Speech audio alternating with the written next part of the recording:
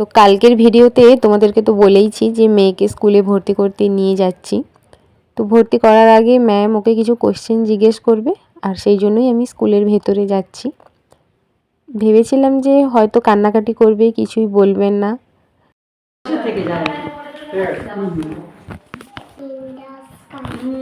দাঁতগুলো কই? দাঁতে ব্রাশ করছো? দাঁত দেখি প্রতিদিন ব্রাশ করবে।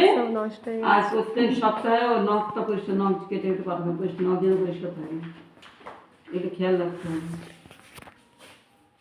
চলো তারপর দেখো স্কুল থেকে বেরিয়ে হঠাৎ দেখছি আমার সামনে অর্পিতাদি।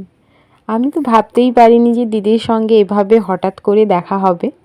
হ্যাঁ, কোনো একদিন হবে, কারণ হলদিয়াতেই যখন থাকে দিদি, তো ভেবেছিলাম কোনো একদিন দেখা হবে। তবে এইভাবে স্কুলের মধ্যে যে দেখা হবে ভাবতেই পারিনি।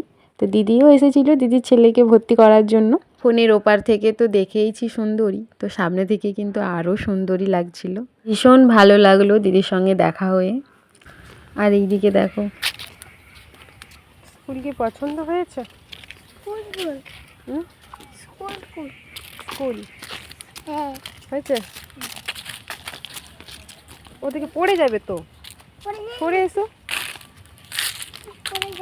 তো চলো হাঁটতে হাঁটতে মা মেয়েতে বাড়ি চলে এলাম।